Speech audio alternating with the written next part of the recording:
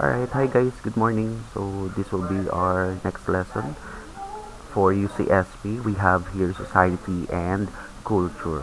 And to start with, so we have here yan mga balut, no? Now eating balut or fertilized duck egg has become part of the Filipino palate. However, this is not a unique culture in the country. Some neighboring Southeast Asian countries have different versions of balut, no? So hindi lamang ang Pilipinas ang mayroong konsepto, no, ng pagkain o itong pagkain na balut, no, kundi iba pa nating mga kapitbahay, no, ng mga bansa, no? Let's say for example sa Vietnam, it is called as hot bitlon, no? Yan, syempre hindi tayo sure kung tama ba yung pronunciation natin, no? And it is eaten with a pinch of salt, lemon juice, ground pepper, and raw ram, no? Medyo social, no? And yung raw ram na yan, it is uh, Vietnamese mint leaves, no? Dito kasi sa atin, makakain na ang balut basta merong suka, no? O di naman kaya asin, diba? So ganun sa atin. Pero dito sa Vietnam, no, itong hot bitlon o yung balut nga nila, no, yan may iba ang kumbaga may ibang mga ingredients, no, ginagamit para mas maging masarap, no, itong kanilang balut, no. While sa Cambodia, this delicacy is called as pong cha kun, no, and it is usually served warm, no. Alam naman natin yung mas masarap naman talaga yung balut kapag ito ay yan, mainit-init pa, no?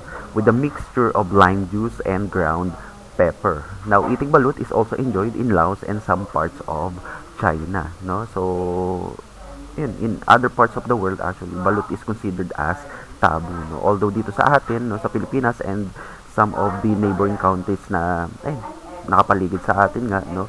Ito ay delicacy, no? Masarap na pagkain, no? Kino-consider natin to as, yan, pagkain, pero in other parts of the world, no, it is considered as taboo, no, lalo na dun sa mga westerners, no. Again, no, pag sinabi nating taboo, very strong negative norm, no, kumbaga sa tingin ng iba na mga westerner, na mga Amerikano, na mga European, etong pagkain ng balut ay hindi hindi kaaya-aya, no, hindi maganda kasi nga fertilized duck egg kakainin nyo.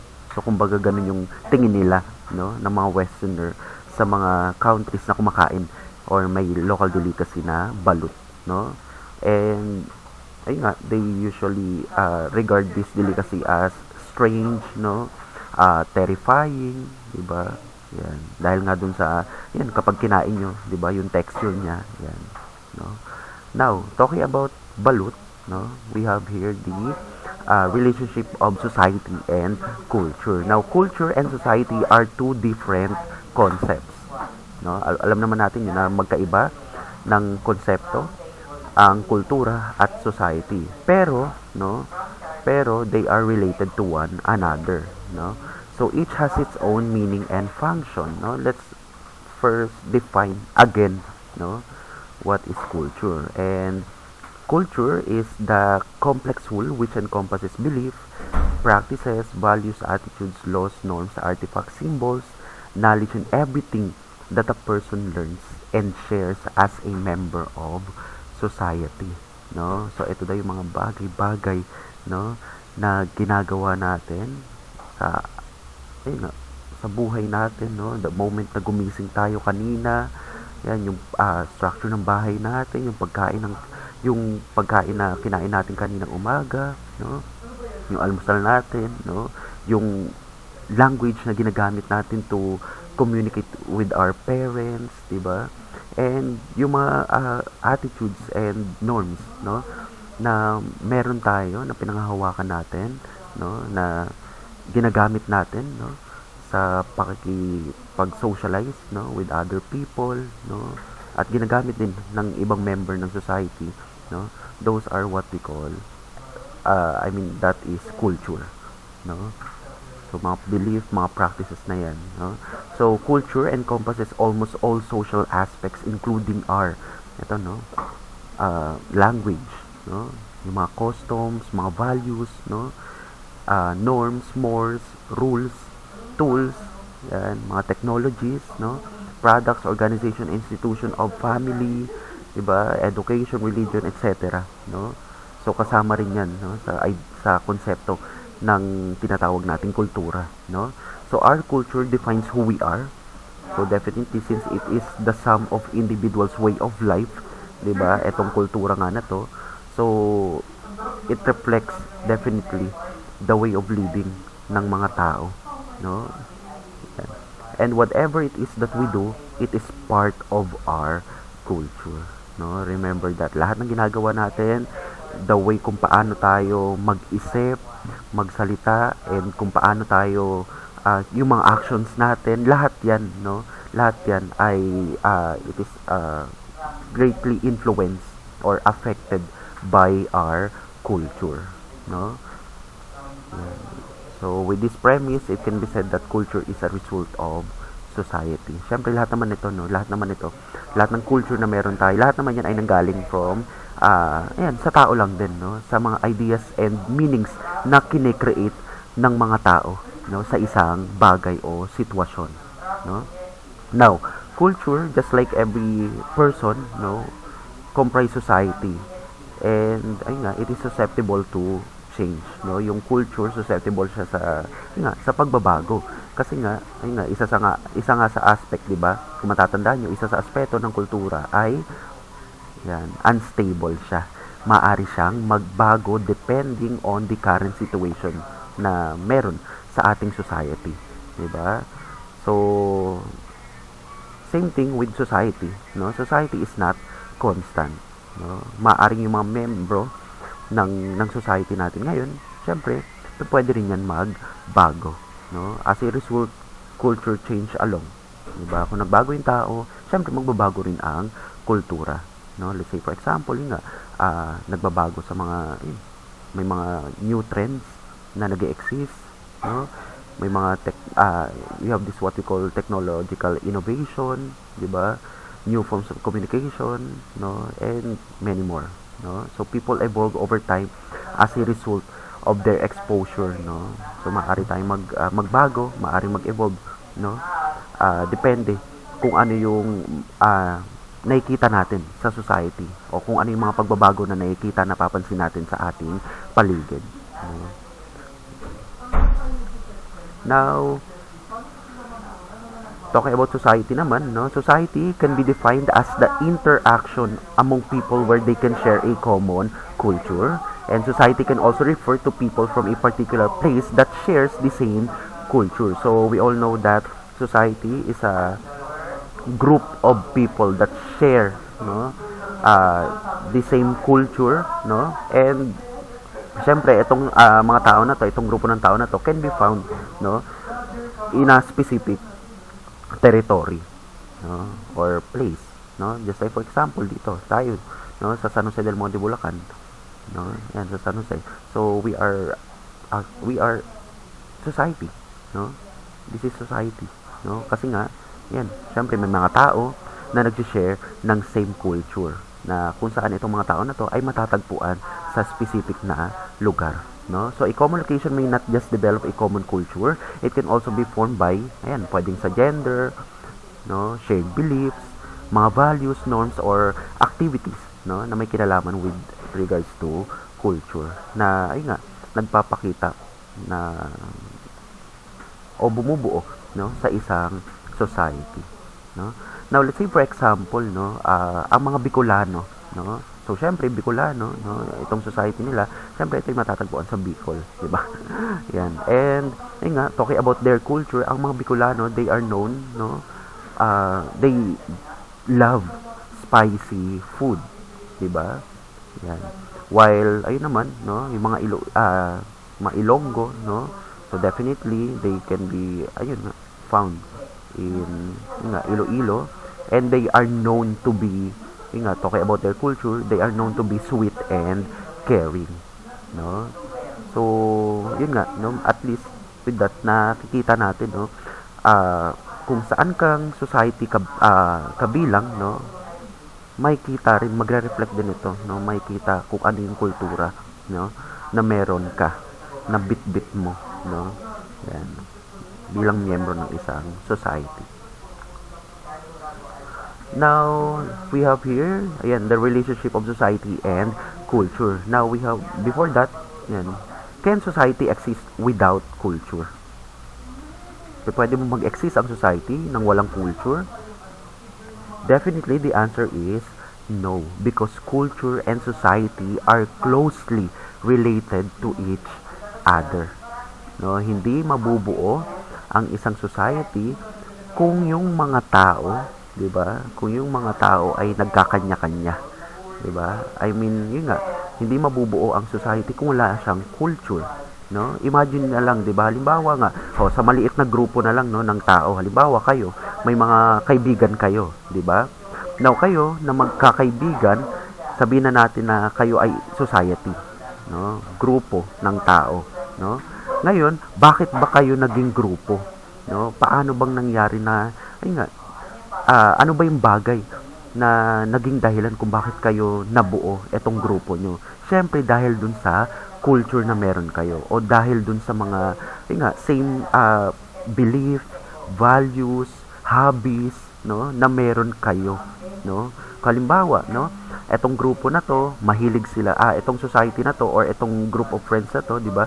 Mahilig silang sumayaw, no? Since mahilig silang sumayaw, kaya yun yung bagay na kumbaga nag-bind, no, sa bawat isa. Kaya nabuo yung grupo nila, no? Halimbawa naman, etong grupo na to, no, nabuo dahil naman sila ay mahilig magbasa. O kaya naman dahil sila ay mahilig mag-aral, no? O di naman kaya dahil mahilig silang magchismisan, magpag-usapan yung buhay ng ibang tao, 'di ba? Kaya nabubuo sila. Nabubuo itong mga grupo ng tao na to kasi there is something na magkakapareho sila, no? Same with society and culture. Hindi mabubuo ang society kung walang culture, no? So definitely, can society exist without culture? The answer is no. Now, culture and society are closely interrelated concept, no? Interrelated concept. Although may kanya-kanya silang konsepto, pero ayun nga, no, they are related with one another. So for culture to exist and to be developed, it needs human interaction, 'di ba? So hindi naman ma-develop, hindi naman ma-preserve, no, hindi naman ma-strengthen yung isang culture kung walang tao, no? Kung walang mga tao na gagamitin ito, ipapasa ito, 'di ba? Yan. So it needs people to interact with one another and it needs people to practice it continuously, 'di ba? So without a society practicing their common culture, the culture may cease to exist. So definitely, kung walang society na kung walang mga tao, 'di ba, na magpe-preserve, gagamit, no, nitong mga kultura na meron sa isang society, definitely mabubura, mawawala ang isang kultura. Now, culture is also essential to society because without culture, society will be dull and will not continue to thrive. Diba? So imagine, hindi magiging successful, hindi magde-develop, hindi magpo-prosper ang society kung wala itong culture, no? Kung walang mga tao na pangangalagaan, gagamitin ang kultura ng isang society. Siyempre, hindi nga magiging successful ang isang society, no? Kung walang mga tao na gagamit nito, no? Now, more often than not, culture varies from one society to another. However, it is essential to note that all cultures share patterns or traits that are quite common to all societies across the globe. No? And this is commonly referred to as cultural universal. So, we're done na, no, with the relationship with culture and society. No? So, tapos na tayo sa, sa relationship, no, with between culture and society. So next we have here cultural universal, no. Alam naman natin na all over the globe napakaraming societies, and sa dami ng societies na ito, definitely may kanya-kanya rin itong kultura, no. Although meron tayong kanya-kanyang kultura na makikita o matatagpuan dito sa sa mga societies na ito, no, meron naman tayong tinatawag na universal culture, no? Regardless kung saan ka man pumuntang bansa, regardless kung saan ka man galing na society, all over the globe, ito yung ginagawa natin, no? Pare-pareho tayo ng konsepto netong mga bagay na to. And that is what we call universal culture or cultural universal, no? Now, for instance, the use of language as a medium of communication is absolute among societies, whether if it's traditional or modern societies, no? Isa sa halimbawa ng tinatawag nating universal culture ay ang paggamit natin ng lengguwahe, 'di ba? Ng language. So, hindi naman pwedeng tayo ay makipag-socialize, hindi naman pwedeng tayo ay makipag-interact with other people kung hindi tayo magsasalita, kung hindi tayo gagamit ng language, no? Regardless kung ano man itong language na gagamitin mo, English, Tagalog, 'di ba? Ilonggo, Ilocano, no? O ayun nga, Chinese, no? Kung ano man 'yan, no? Still, no? It is universal culture. So in order for us to communicate, interact, socialize with other people, kailangan natin gumamit ng language, di ba? Next, another example of universal culture is etong tinatawag nating syntax, no? So ito ay na-discuss sa inyo sa mga English subjects na meron kayo, no? Pag sinabi natin syntax, ito ay may kinalaman, no, sa arrangement ng mga words, no, sa isang sentence, no? Let's say for example, 'di ba? Pag sinabi kong beautiful beautiful you are, 'di ba? Beautiful you are, 'di ba? O di naman kaya pag sinabi kong kita mahal, di ba? So definitely wala siyang meaning, no? Kasi nga hindi naka-arrange ng maayos yung mga words na ginagamit natin sa isang sentence o sa mga sasabihin natin, no? So in order para mas mag-convey ito ng meaning, mas magkaroon ng meaning, di ba? Makapag-communicate tayo, no?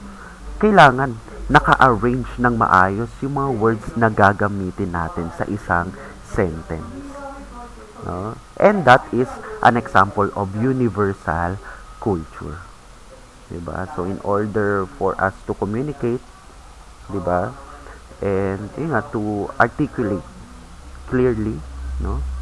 Yan. So kailangan nakaayos, malinis, maayos yung ating mga words na gagamitin, no, sa isang phrase or sentence, no? Now, George Murdoch was acknowledged as the first of his contemporaries to recognize the existence of cultural universals when he was studying kinship systems in different parts of the world. No, during the time na eto si George Murdoch, no, pinag-aaralan niya, no, yung kinship system na meron ang iba't ibang society, no, all over the globe, no. Isa sa napansin niya, no, isa sa nakita niya, na-observe niya, ay yung tinatawag na nga nating universal culture, wherein regardless kung saan ka mang bansa mapunta, no, pare-pareho tayo ng na ginagawa itong mga bagay na ito. And that is, yun nga, universal culture, no? Now, he discovered that cultural universals often revolve around basic human survival. So, ibig sabihin, itong mga universal culture na meron tayo, it is more on our basic human survival. So, in order para, ay nga, maka-survive tayo, no, masustain natin yung mga buhay natin, no, mag-propagate yung life natin, no, mag-propagate yung, ayun nga, yung sangkatauhan, di ba? So, kailangan, no, kailangan itong mga universal culture na ito, no? Or, ayan, sabi yan, or around shared human experiences, no? Ano pa ba yung ilan sa mga halimbawa ng universal culture, no? So, aside from language, syntax, no, the concept of personal names, no, exemplify cultural universal. So, alam naman natin yun, di ba, na karapatan ng tao na mabigyan ng pangalan, no, ng sarili niyang pagkakakilanlan. And that is universal culture, no? Next, no, pagse-celebrate ng birthday, regardless kung paano mo siya i-celebrate, no, kung paano siya sineselebrate ng iba't ibang tao sa mundo, no, meron tayong yan nga, konsepto, no, ng birthday, di ba? Next, wedding, di ba? Regardless kung paano mang seremonya ang gawin, no, once na nagpakasal ang magpartner, no, lahat ng tao all over the globe merong konsepto ng wedding, no, regardless kung lalaki babae ito yung magka-partner o di naman kaya pareho, no, ng kasarian yung magka-partner, no, lahat, no, all over the globe meron tayong iba't ibang konsepto, no, or ay nga ceremony ng pagpapakasal. Pero yun nga, ang pagpapakasal ay isa rin sa yun nga, halimbawa ng universal culture, no, and even exchange of jokes, no, it exemplify cultural universal, no. Bakit? Ano ba meron sa jokes, no? So yun nga, meron tayong tinatawag kasi humor, and humor is a universal way to release tensions and create unity among people. So definitely in order for us to ay nga makapalagayan natin ng loob yung mga tao na nakapaligid sa atin, no? At ayun, maging light, no, yung mood ng bawat isa, 'di ba? Gumagamit tayo ng mga jokes, 'di ba? Ay nga, may strong sense of humor, no? Yung ibang tao na yun nga, mas nag-unite, no? Nagbubuklod, yan, nagsasama-sama, no? Yung mga tao, 'di ba? Ayun nga, nare-release yung tensions, no? Now, indeed, it is easier to interact with other persons or other people by using humor since it helps a person is tense situations. So, mas, yun, nagiging maganda yung relationship natin with other people, yung impression natin with other people, no? Kasi, yun nga, may humor, no? May humor ang mga tao, ang bawat isa. No?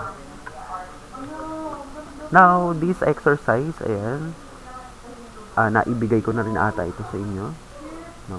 Or kung hindi pa, yan, sasagutan nyo to, no? So, sabi dito, aside from humor, language, syntax, names, weddings, birthdays, can you cite at least 3 or 5, no? 5 more cultural universals, no? Magbigay pa kayo ng iba pang halimbawa ng universal cultures, no?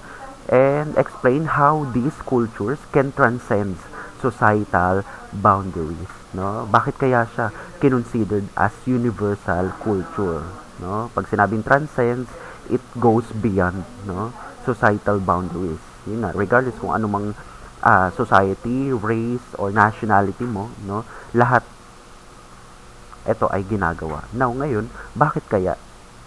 No? Bakit kaya yun ang naging sagot mo? No? At yun ay isa sa tingin mo as universal culture, no? Now, okay, so we're done now with universal culture and the relationship between society and culture. Next, we have here orientation in viewing other cultures. Now, generally, a person uses 2 orientations in viewing other cultures, no? So we all know that the world is composed of many societies with many different culture, 'di ba? And lahat naman tayo nangarap, 'di ba, na ayun, mapunta sa ibang lugar, mag-travel, no, mag-ibang bansa, no?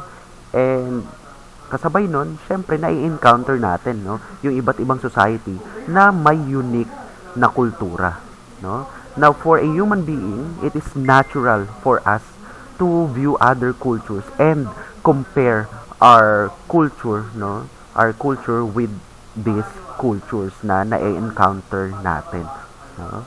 Now, dito na pumasok yung orientation in viewing other culture. We have here the first orientation, no? We have here ethnocentrism. And when we say ethnocentrism, now people have a tendency to judge or evaluate other culture in the context of their own culture, no? So, let's say for example, napunta tayo sa society na ito, and ito ay bago lang sa atin, and syempre, since ito ay society, meron silang unique na kultura, no? Ngayon, ang tendency is, kapag, na-expose tayo dito sa kultura nila, no? Syempre, medyo Yun, yung iba sa atin, mapapataas ng kilay, no? Na i-judge yung kultura na meron yung ibang society, no? And that is what we call ethnocentrism. Ginajudge natin, ini-evaluate natin yung kultura ng iba, no? Yung kultura ng ibang society, no? Based on our own culture, no? Ganito yung kultura nila, yan. Eh hindi naman ganyan sa amin, 'di ba? So malamang ang pangit ng kultura nila, no? Hindi maganda. May mali sa kultura nila, no? So kumbaga ganon, no? Ganon yung idea ng ethnocentrism o yung ethnocentric person, no? Mga ethnocentric person, no? Now, language, behavior, customs, or religion which are understandably unique for every culture are the common subjects of this judgment, no? Let's say for example, language, diba? Ito yung una-una natin napapansin, diba? Kapag napupunta tayo sa iba't ibang mga ayun nga, na-encounter natin iba't ibang mga kultura or society, yung ginagamit nilang lengguwahe, no?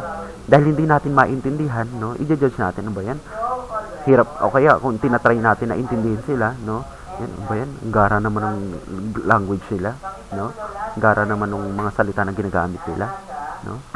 Yan. Iba sa amin, no? Mas maganda pa rin yung sa amin, no? Mas madaling gamitin, intindihin, no? Pero yung sa kanila, hindi, no? So that is an ethnocentric person, no? Behavior of, ayun nga, ethnocentric person, no? Ano pa? No, halimbawa, yung religion, no? Halimbawa lang, no, sa mga, ayan, sa mga Christians, Catholic, tapos, ayan, mga iglesia, no? Usually, ayan, sa side ng mga, ayan, let's say for example, Christians and Catholic, no? May gantong sasabihin na masama sa religion ng mga, nga, ng iglesia. Same thing with mga iglesia, no? May ganto ring masama na nababanggit, no, nasasabi sa mga Christians and mga Catholic, di ba? No? So that is ethnocentrism, no? Ginajudge natin yung kanilang kultura, no? Based sa kultura na meron tayo, no? So laging baseline natin is yung kultura na meron tayo, no?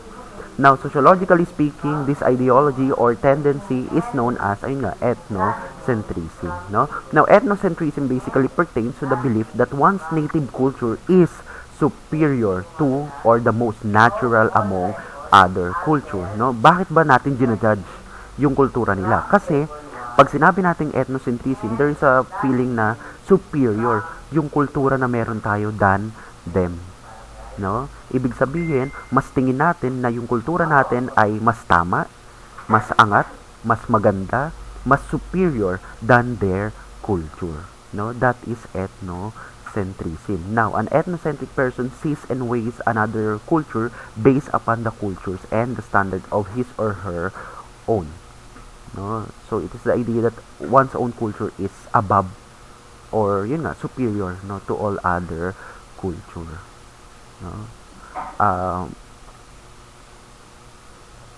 Ay nga, sa ethnocentrism, no, syempre, yung mga ethnocentric person, usually ang napapractice nilang orientation, no, is yung pagiging bias, no, bias and intolerance, di ba? Kumbaga, ang liit ng tingin nila, no, doon sa kultura na na-encounter nila, no? Hindi nila nagagamitan ng wider or encompassing perspective, 'di ba? Etong kultura ng ibang mga society, no? Kaya na-judge nila yung ibang mga kultura, no?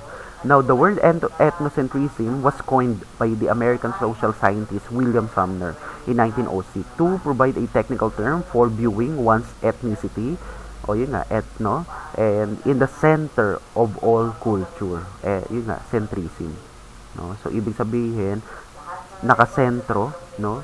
Nakasentro sa sarili mong kultura, no? That is ethnocentrism. Now, interestingly, many Filipinos also exhibit ethnocentrism toward non-Filipino culture. Let's say for example, no, sa mga Westerner, no, Western cultures, no, it is normal for a child to call his or her parents by their first name, no? Sa mga Westerner, yan, pag nanonood tayo ng movies, diba? Ah, ayan, Shopee. Ayun nga, no? Mas nakikita natin na kapag yung anak, kailangan nila ng tulong sa magulang nila o kakausapin nila yung magulang nila, tinatawag nila ito sa, ay nga, first name nila, ng mga magulang nila. No? Kung ano yung first name ng magulang nila, ganun lang nila kausapin, tawagin, no? Yung kanilang mga magulang, no? Pero dito kasi, no, in Philippine setting, this is considered as, ay nga, tingin natin rude, 'di ba? Nakakabastos. Kasi nga, Filipinos are accustomed to honoring and respecting our parents by calling them as, ay nga, nanay, tatay, papa, or mama. 'Di ba? So, ganun natin tawagin yung ating mga magulang. Pero sa mga, ay nga, Western culture, okay lang sa kanila na tawagin nila yung mga magulang nila by its first name, no? And dahil nga, ay nga, talking about ethnocentrism, no? Ang tingin natin, mas standard, mas maganda yung sarili nating kultura than those Westerner cultures, no? And then ano pa, no? By using po and opo when talking to, ay nga, elders or to our parents, 'di ba? So tayo, yan, sanay tayo na gumamit ng po at opo, no? Pero sa kanila, wala, no? Even let's say for example, no, dito sa mga Tagalog, no, sa mga Katagalugan, tayo ay sanay na gumamit ng po at opo. Pero sa mga, ay nga, sa Visayas, no, yung ibang mga regions doon, hindi sila sanay na gumagamit ng po at opo kapag nakipag-usap sa mga matatanda. Yan. Um, yan, no? And, nga, tingin natin, nakakabastos, no? Or bastos yung ginagawa nila, no? And that is ethnocentrism. Naka-base tayo, ginajudge natin yung kultura nila based sa sarili nating kultura, no? That is ethnocentrism. Now, highly appreciating one's own culture is good for oneness of a society, no? Maganda naman talaga, no? Na-appreciate natin yung sarili nating kultura. But criticizing or belittling another may cause conflict between two different cultures, no? So, ay nga, sa sobra nating pag-criticize, no? Pagmamaliit dun sa kultura ng iba, no? Ayun, nagkokos, no? Ng conflict, no? And ang worst na mangyari nga, dahil sa mga gantong bagay, yan, yung ibang mga, ayun nga, society, mga ibang lugar, may mga bansa, nagkakaroon ng war, diba? Ng gera, no? Yun ang worst na pwedeng mangyari dito, diba? Now, there are even cases where a person imposes his or her own culture upon another person with intentions to help him or her detach from the former things is an essential, no? Essentially inferior culture, no? And dito na pumasok yung tinatawag nating cultural imperialism, no? Or the deliberate imposition of one's own cultural belief on another culture, no? Since kasi meron tayong konsepto, no? Nitong pagiging ethnocentric person natin, no? Na kung saan ang tingin natin, yung kultura natin ay mas superior, no, than the other culture. Ang ginagawa tuloy natin is ini-impose natin yung sarili nating kultura with other people, no, nakabilang sa ibang society, no? Halimbawa tayo ay napunta sa gantong probinsya, no? Ngayon nakita natin kung ano yung kanilang kultura, ano yung mga sineselebrate nila, no? Mga tradisyon nila, no? And sa tingin natin ito ay mali, no? Ngayon, talking about ethnocentrism nga and cultural imperialism, since kasi meron tayong sariling kultura na sa tingin natin ito ay mas superior, so ang gagawin natin ay ituturo natin ito sa mga tao na yon, no? I-impose natin yung sarili nating kultura doon sa mga tao na nakikilala natin doon sa mga societies na ito, no? Yan, i-impose na, tinakop ng mga Espanyol, no? So Spaniards colonizing the Philippines, so they regarded the natives of the islands as uncivilized, no?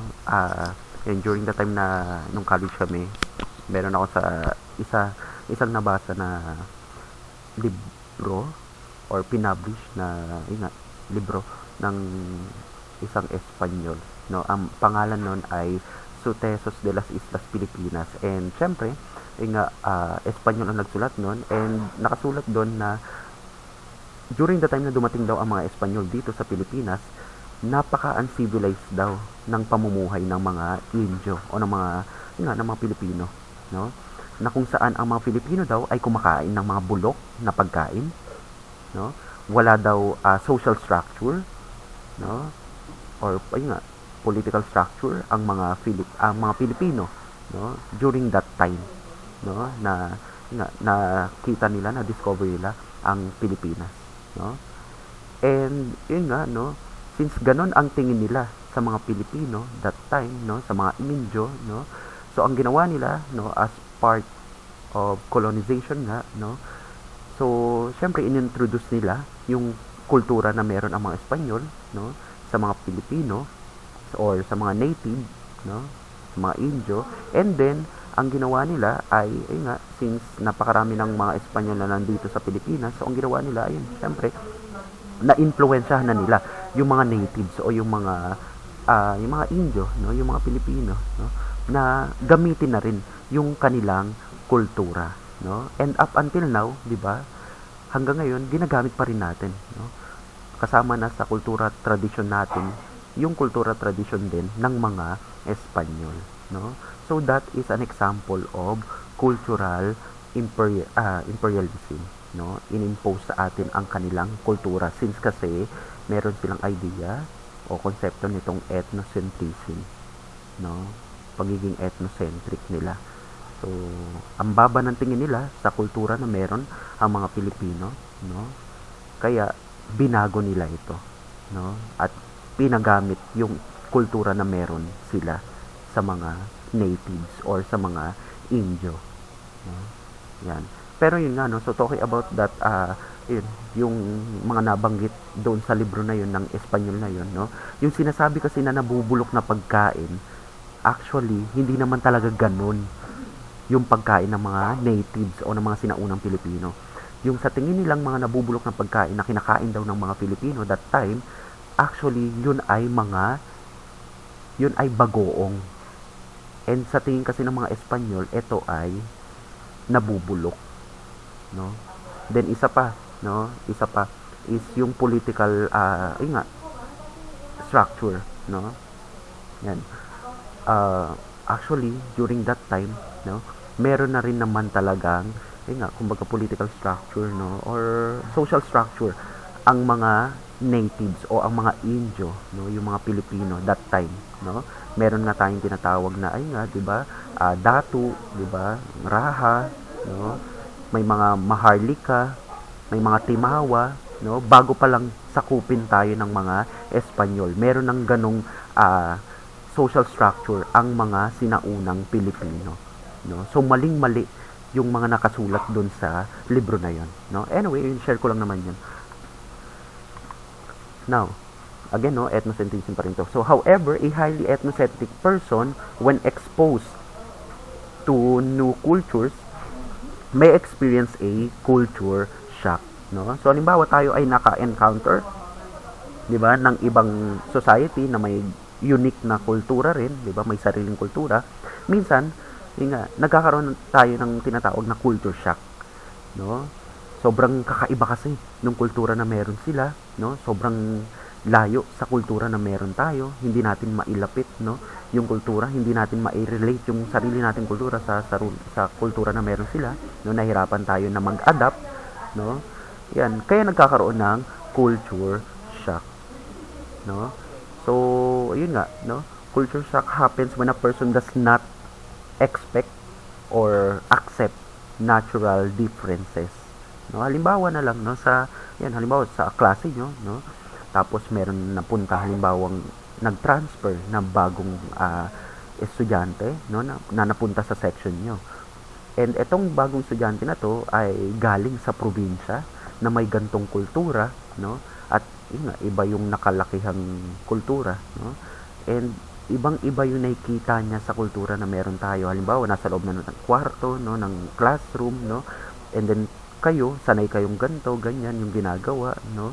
Pero siya, hindi kasi ganun yung nakalakihan niya. So, maaaring ma-culture shock siya. No? So, ano yung worst na pwedeng mangyari sa kanya? Yun nga. So, pwedeng, ay nga, hindi na siya pumasok sa school, di ba?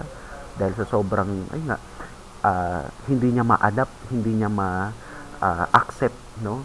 Hindi niya expected na ganito pala yung kultura na meron dito sa klase na to, no? Sa lugar na to, no? Kaya ang gagawin niya, yun nga, no? So, syempre, mamimiss niya yung kultura na meron siya dun sa pinanggalingan niyang society, o di naman kaya mag-stop na mag-aral, no? Kasi nga hindi niya ma-adapt, hindi niya ma-accept kung ano yung kultura na meron sa section niyo, no? Yan. So, common din to, syempre dun sa mga OFW, di ba? Mga overseas Filipino workers, wherein syempre since sila ay nasa ibang bansa at hindi nila expected na ganito pala dito, 'di ba? Hindi nila ma-accept na ganito pala yung kultura dito, hindi nila ma-adapt, no?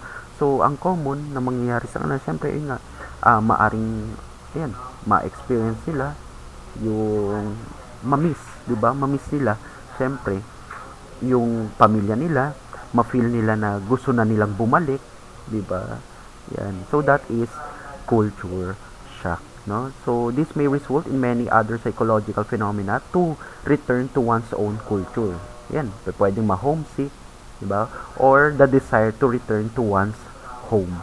'Di ba? So tayo, lahat naman tayo, 'di ba? Na-feel na natin na ma-homesick tayo. 'Di ba? Napunta tayo sa ibang lugar, 'di ba? O tayo pupunta sa probinsya, ganito ganyan, no? And then hindi kasi natin makita yung usual na ginagawa natin sa araw-araw doon sa lugar na 'yon, no? Kaya na-homesick tayo. Na-feel natin na gusto na natin bumalik, 'di ba? Gusto na natin siyang balikan. Gusto na natin ayun nga, 'di ba? Mapunta, no? Bumalik doon sa dati nating lugar, no? Now, ethnocentrism has an opposite relative, no? That is what we call, ay nga, yung opposite netong ethnocentrism is sinocentrism, or the belief that one's culture is inferior to another, no? Kung ang ethnocentrism, no, ang idea nito is feeling niya superior ang kanyang culture, mas tama, standard, mas angat, no, sa iba pang mga kultura. Pag sinabi naman nating sinocentrism, feeling niya naman, no, yung mga sinocentric person naman, feeling naman nila ang kultura na meron sila ay mababang uri lang, no? Kahiya-hiya, hindi dapat ipinagmamalaki, no? So that is sinocentrism. Now, it is evident in many Filipinos, especially those who are influenced by other cultures, no? So ito, actually both ethnocentrism and sinocentrism, makikita mo yan sa mga Pilipino, di ba? Now, many Filipino prefer imported products rather than locally made ones. No, alam naman natin yan, di ba? Doon nga sa napanood ko na video sa Facebook, no, ang mga Filipino daw, sa pag pumasok kayo ng mga department store, ang mga Filipino lang daw ang may pinakamaraming pampaputi, di ba? Yan, pampaputi, no? So imagine, napaka-sinocentric natin, no, yung konsepto ng sinocentrism sa mga Filipino, no? And ayan, katulad nito, 'di ba? Mas preferred natin yung mga imported na mga products, 'di ba? Thinking that the quality is better if the product is made abroad, 'di ba? Alam naman natin 'yan. Yan. Kahit ako, 'yan. Talagang totoo naman, aminado naman ako dito, no? Now, another example is the penchant of many Filipinos, especially teens, di ba, for East Asian culture, such as Japanese, South Korean, and Taiwanese, di ba? Yan, mga mahilig, no, sa mga K-pop, J-pop, yan, K-pop, and K-pop, no, yan, at iba pang mga pop, no, over the Philippine pop culture is an evidence of the high level of sinocentrism of many Filipinos, no? So, imagine kung gaano ka baba ang tingin natin, no, sa sarili nating kultura, no? Yeah, so that is xenocentric, no? Sinocentrism. Now, to avoid highlighting personal biases and assumption in studying culture, no, sociologists have endeavored to view other cultures as neither inferior nor superior. And this method is rooted in the idea of what we call cultural relativism, no? Or the practice of viewing another culture by its own context, rather than assessing it based on the standards of one's own culture, no? Now, para ma-avoid natin itong idea nitong xenocentrism at ethnocentrism na to, no? Kailangan nating palawakin, no? Yung ating, ay nga, yung perspective natin, no? Yung pagtingin natin sa isang kultura, no? And that is what we call cultural relativism, no? So, ay nga, kung paano natin, ay nga, tingnan, no? Yung isang kultura, no? Kailangan ito ay naka-base, no? Naka-base sa sarili nitong konteksto, no? Hindi natin gagamitin yung sarili nating kultura in assessing, no, or viewing other culture, no? So that is cultural relativism, no? Kailangan nating i-relate yung sarili natin sa kultura na meron sila by its own context, sa sarili nitong konteksto, kung bakit ba nila ito ginagawa, bakit nila ito sineselebrate, bakit nila ito pinipreserve, bakit nila ito ipinapasa, no? Bakit nila ito pinagpapatibay, di ba? Bakit nila ito dinedevelop, no? So kailangan natin itong tingnan based on its own context, no? Hindi dahil sa sarili nating standard o sarili nating culture, no? Now, yun nga, there are those who use wider perspective in associating their cultures from another, no? So minsan iintindihin talaga natin dapat, no, kung ano yung kultura na meron sila. Yan.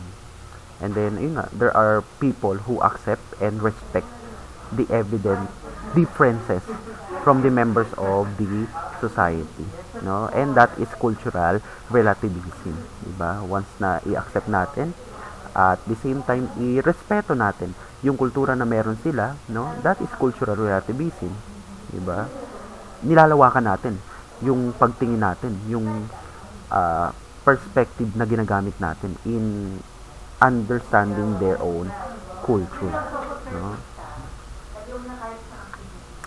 Now, cultural relativism requires an open mind and enthusiasm to adapt to new culture. So, cultural relativism does not mean that we should immediately accept and tolerate cultural differences, diba? Instead, it requires understanding the culture of other people on their own cultural context, no? And free from other biases, no? Now, cultural relativism is the idea that all norms, beliefs, and values are dependent on their cultural context. Ayun nga, gaya nga sabi natin, di ba?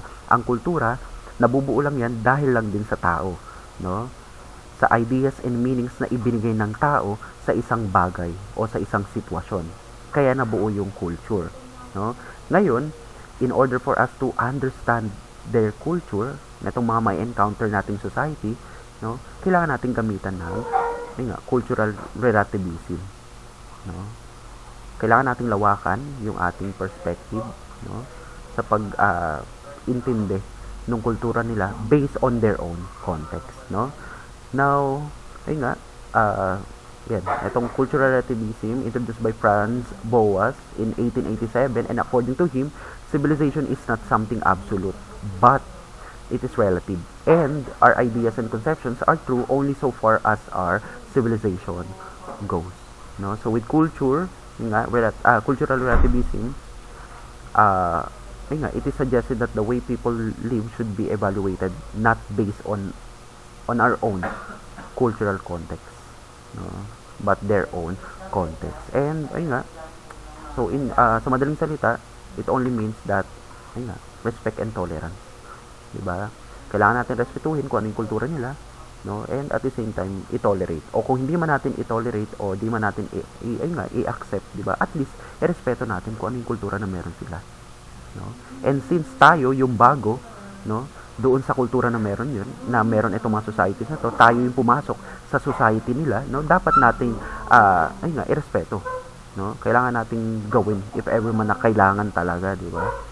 Kung hindi tayo makakatakas, no, as way of respect na rin, kailangan nating gawin kung ano yung usual na ginagawa nila, ano yung tradisyon nila, ano yung kultura na meron sila. Now, an example of this, yun nga, halimbawa, yung konsepto ng balot, no? Yung balik tayo dun sa local delicacy na to, no? Yung balot na yan, no? Let's say for example, tayo yung foreigner, 'di ba? Tayo yung mga westerner. Tapos na-encounter natin, napunta tayo sa Pilipinas, no? And since, no, tayo yung bago, tayo yung pumasok sa society nila, no? So, using cultural relativism, kahit ayaw natin, no? Kahit tingin natin kadiri yung balot na to, etong local delicacy na meron sila, uh, as way of respect, no, and tolerance, kailangan nating isipin, no, kailangan nating intindihin, kailangan nating lawakan, no, yung perspective natin, no, sa pagtingin natin doon sa kanilang, yun nga, kultura, no. So kailangan nating intindihin yung kultura na meron sila, nitong pagkain ng balot na to, based on their own context, no, sa sarili nilang konteksto. And once na nagamit natin yon, etong cultural relativism na to, so syempre, iisipin na lang din natin, no, na etong balot na to is, kumbaga parang burger lang din, or pagkain lang na edible, di ba? Yan. Na hindi natin siya titingnan as, ay nga, kadiri. Hindi natin siya titingnan as nabubulok, di ba? Kundi titingnan natin ito based on their own context, no? Na ang balot ay isang pagkain, masarap na pagkain na maraming may nga health benefits na makukuha dito, di ba? Yan. At the same time, nga magpapalakas, no?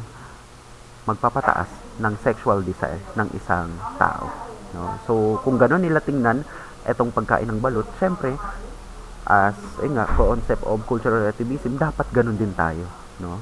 Yan. So hindi natin i-judge yung kanilang culture, no? However, yun lang, no? However, there are also cases where cultural relativism may be hard to practice. May ibang mga kultura na sobrang hirap gamitan nitong cultural relativism, no? Halimbawa ay yung pagtutuli sa mga babae, no, sa mga batang babae, no. Example are the practice of female genital mutilation in many African countries. Imagine, 'di ba?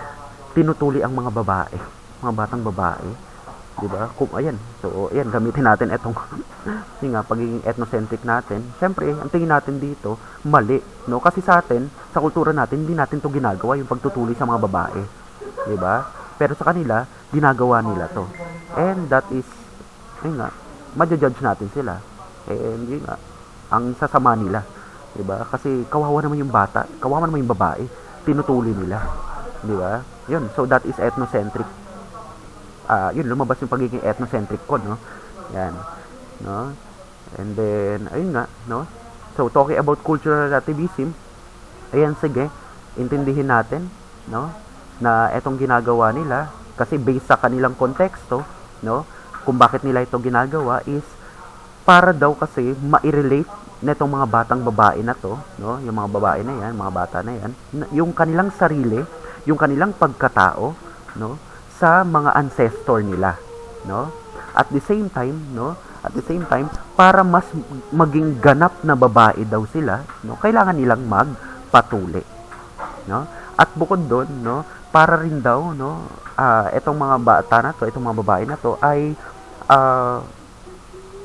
hindi mga lunya, no, hindi magloko kapag sila ay nag-asawa na, no. So yun yung konteksto nila kung bakit nila ito ginagawa. Nga lang, kahit anong gawin natin, ang hirap talagang gamitan, no, netong konsepto ng cultural relativism, etong kanilang tradisyon, no, etong kanilang kultura.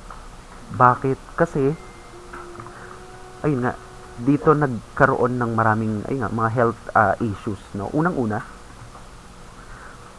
yung mga nagtutuli sa kanila, hindi naman doktor, 'di ba? Mga local lang din, mga people, 'di ba? Mga matatanda. And then imagine ang tinutuli sa kanila ganito. And hindi yan na-sanitize, hindi malinis. Tapos yan yun naman, napakadumi. 'Di ba? Napakadumi. 'Di ba? And isa sa mga ilan sa mga health issues na pumasok dito is maaring ma-infection, yung tao. At the same time, nahihirapan ang mga kababaihan kapag sila ay tumanda na kasi, 'di ba? Syempre once na nag-asawa sila, no? Isa sa mga health issue, no, na yun nga, is yung kapag sila ay nakikipagtalik sa kanilang mga asawa, sila ay nahihirapan. Okay, guys. So kayo ay nga, matanda naman na, 'di ba? Imagine, alam naman natin na mga African, 'di ba? Ang mga lalaki dito, ang kanilang mga ah, ari ay, 'di ba? Malalaki naman talaga yung size, 'di ba? And dito kasi kapag tinutuli ang mga babae, pinapaliitan ang butas ng ari, no? So imagine kung gaano kahirap sa part ng babae, no? Na ganun ang sitwasyon nila, no? At the same time, isa pa, no, sa issue is kapag sila ay nanganganak, imagine kung gaano kaliit na lang yung butas ng kanilang ari.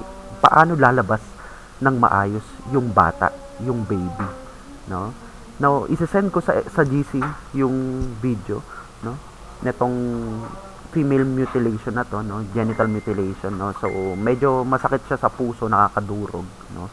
Pero yun nga, since this is part of our lesson, no? Kailangan yung lawakan yung mga yun nga, pag-iisip niyo, no? Yung pagtingin niyo dito sa kanilang ano, no? So anyway, ayun nga, no? So kahit sa natin tingnan, ayun nga, napakahirap gamitan ng cultural relativism etong ganitong tradition, no?